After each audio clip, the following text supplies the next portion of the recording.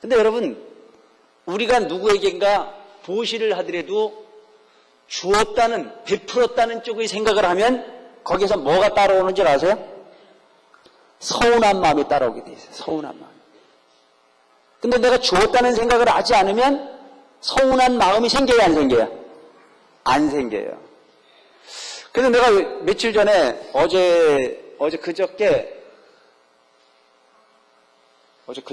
그저께구나. 우리 노인학대 예방센터 이곳에서 사례판정위원회라고 하는 위원회를 한다 그래요. 그래서 한 번도 내가 거기를 제대로 시간이 없어서 가본 적이 없었는데 그날은 특별히 좀 회의가 있으니까 와달라 그래서 갔더니 거기에 3가지 유형의 사례가 이렇게 올라와 있어요. 그 무슨 사례냐 하면 노인들이 자식들로부터 소위 말하는 괄세를 당하는 부분의 유형.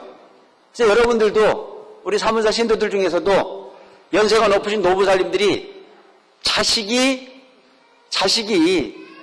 역할을 제대로 안 해가지고 너무 속이 터져 죽겠으면 신고하라고. 요즘은 그런 부분이 있어요. 그래서 이게 법으로 구속을 할 수 있는, 제재를 할 수 있는 부분이 기능이 요즘엔 있습니다. 그 기능을 하는 곳이 노인보호기관이에요. 지금 우리 사문사에서 하고 있는 기관입니다. 그래서 그 노인보호기관이라고 하는 자체는 뭐냐면 자식이 당연히 부모를 거느려야 되는데 용돈도 안 주고 잠자리도 제공을 잘 안 하고 잘 안 하면 그 자식에게 명령을 할 수 있는 권한이 있어요. 너 부모 잘 모셔라. 재산이 있는데도 부모에게 용돈도 안 주고 관심도 없게 내방치면 그 재산을 압류할 수 있는 기능까지 생긴 겁니다. 근데 몰라서 못하는 그런 경우들이 무척 많아요. 근데 그런 모습들을 가만히 보면 요즘에 엄청나게 많은 거예요. 지금 이 강원도 지역 내에서 1년에 노인 관련 학대 방임 신고 건수가 한 1200건 정도가 된다 그래요.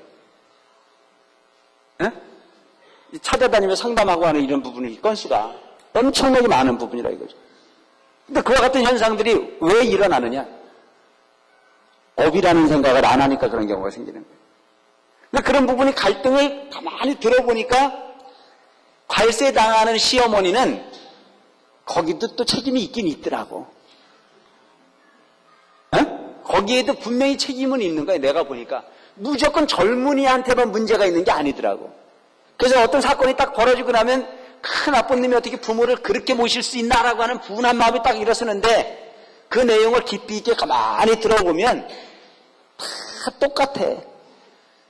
그 지시라고 하는 부분이. 시어머니도 사실은 무조건 나이만 먹었다고 시어머니가 되는 게 아니더라고. 무조건 아들 낳기 때문에 내가 소위 권리 주장을 하는 시대는 지금 지냈습니다. 그렇죠? 요즘은요, 며느리한테 잘해야 돼요. 우리끼리 얘기인데 잘하자고, 알겠어요?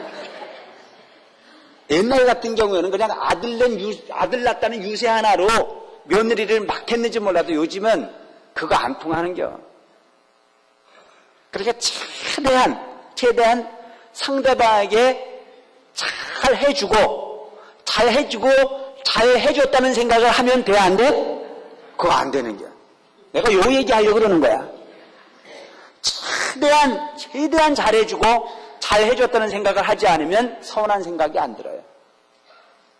근데 본인 나름대로는 최선을 다해서 잘 해줬다고 그래서 잘 해줬다는 생각을 들고 다니면 이게 괴로움의 근본이 되더라는 얘기죠. 그래서 우리 불자의 기본은 내 가족, 내 이웃을 비롯한 모든 부분들을 어떤 마음으로 봐야 되느냐? 측은하게. 측은지심이라. 요거 꼭 외우란 말이에요. 항상 어떤 경우가 생기면 측은지심. 남편을 봐도 측은하게 보고 자식을 봐도 측은하게 보고 다 측은하게만 보면 거기서 가장 좋은 마음이 생겨요. 측은지심을 여러분들이 마음속에 새겨야 돼요. 그래서 부처님이 어떤 분이시냐? 부처님이 일체의 모든 중생을 다 측은하게 보신 거예요. 왜 측은해? 윤회에 끄들려서 육도윤회, 삼독심을 버리지 못해가지고 육도윤회에 끄들려가고 있는 중생을 보니까 너무너무 불쌍한 거예요, 이게. 그 측은지심이 일어나는 거예요. 그래서 이 측은한 마음은 누가 가질 수 있어야? 측은한 마음은 가지고 있는 부분이 있어야 측은지심이 생기는 거 아니에요. 그래서 그 측은지심으로 통해서 보시를 만들어라. 주는 걸 아깝게 여기지 마라. 주되 바라는 마음이 없이 베풀어 주어라. 물질적으로 베푸는 것만 베푸는 게 아니야. 며느리가 시집으로 와서 살면 그 며느리한테 무슨 선물을 많이 사다 주고 재산을 많이 넘겨주는 것만이 시어머니 역할은 아니에요. 어떻게 보면 돼? 측은하게 보면 돼. 평생을 너의 사랑하는 부모 밑에서 네가 커가지고 고이고이 커서 인면식도 하나 없는 생면부지 나한테 어머니 하고 굽신거리는 네 마음은 얼마나 속이 터지겠나 싶은 마음으로 보란 얘기예요. 그래 안 그래? 그렇게 보면 그 며느리가 얼마나 귀해. 그 마음을 그런 식으로 보면 그 며느리한테 아픈 소리는 절대 할 수가 없어요. 측은지심이라는 게 먼 데서 이루어지는 게 아니에요. 그러면 마음이 측은해지면서 그에게 오직 좋은 말을, 긍정적 사고를 통해서 찬사를 보낼 수 있는 말들이 나오고, 그 말이라고 하는 부분은 훗날 뭘로 돌아와야? 효라고 하는 부분으로 돌아오게 돼 있어요. 세상을 잘 사는 방법에 대해서 집착하지 마세요.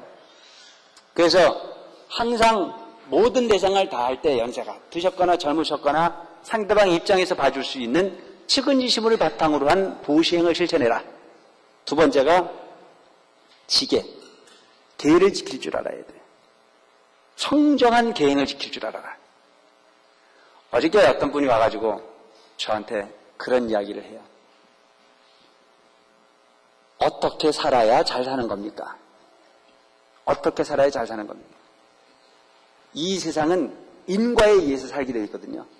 그래서 인이라고 하는 1차적 나와 연이라고 하는 간접적 조건이 만나서 행과 불행을 만들어내게, 작용의 현상이 일어나게 돼 있어요.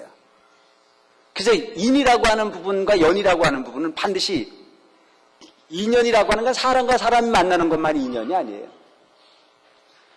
1차적인 부분이 나라고 하는 부분을 일이라고 얘기를 하는 거고, 나를 중심으로 한 만나지는 조건은 물건이든 환경이든 사람이든 모든 부분은 다 연입니다. 아시겠습니까? 콩이라고 하는 씨앗이, 콩씨앗 혼자는 절대 그 모습만 가지고 있을 뿐이지 변화를 시킬 수 있습니까? 없습니까?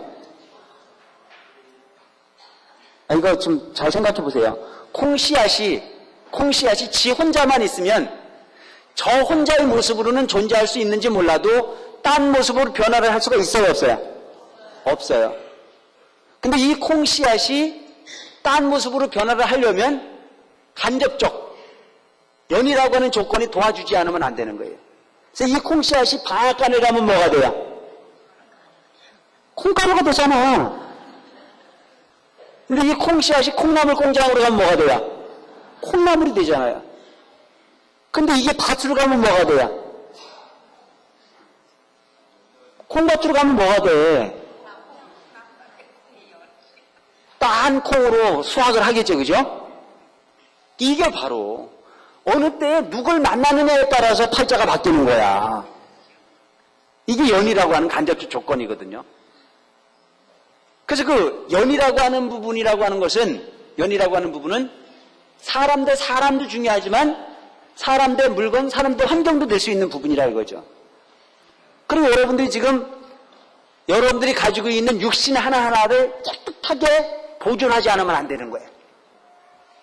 내가 입던 옷 한 가지라도 함부로 버리면 그 옷이라고 하는 부분은 연으로 나한테 간접적인 조건에 도움을 줬던 부분이거든요. 근데 이 부분을 버릴 때도 괄세를 해서 버리면 그 부분이 돌고 돌아가고 나중에 또 나한테 올 때는 더러운 모습으로 오겠습니까? 깨끗한 모습으로 오겠습니까?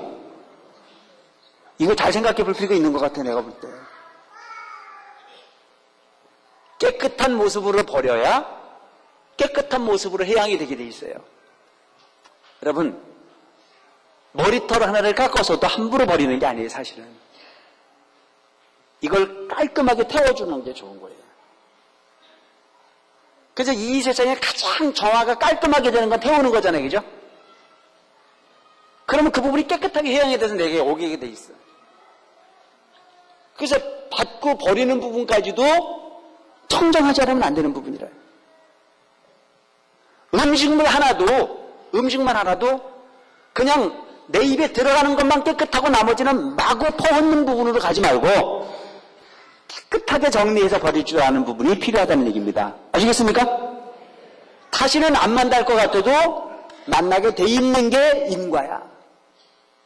그래서 우리가 생각하는 부분은 아직 인간의 이기적인 사고를 통해서 인간 대 인간만을 이견이라고 얘기하지만 물질적, 환경적 모든 부분이 만남과 헤어짐도 인과라고 하는 것을 잊지 말아야 돼요.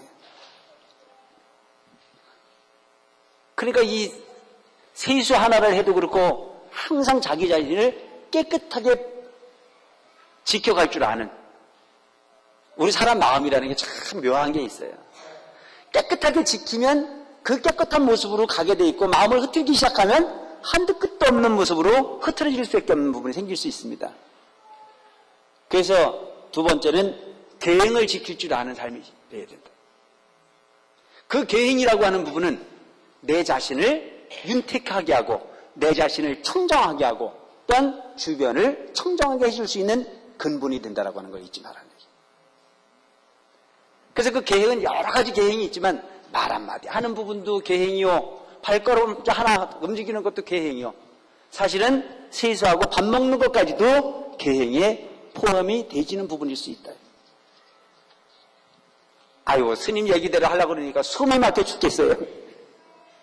아니, 꼭 숨이 막힐 정도로 하라는 얘기가 아니고 벗어나지 않을 만큼 긴장해서 살 수 있는 부분으로 우리가 세상을 살 필요가 있다고 하는 말씀을 드립니다. 그래서 계행 중에 첫째가 뭐냐면은 입.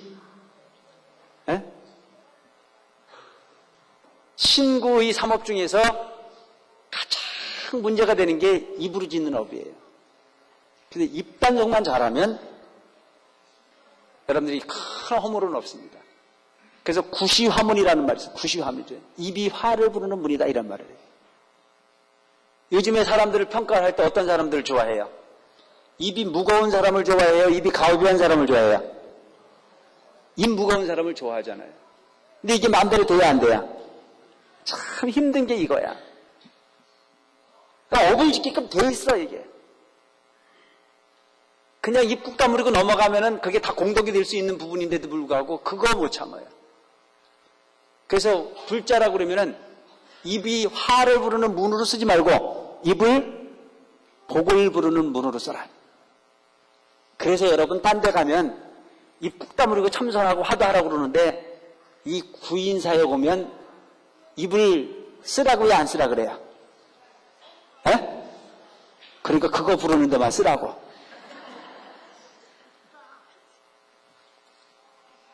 자꾸 관세음보살을 부르면 부를수록 여러분들이 마음을 청정하게 비울 수 있는 행위로 이어질 수 있는 거니까 열심히 수행할 수 있는 마음으로 가되 되도록이면 쓸데없는 말로써 일관하는 행위를 하지 마라.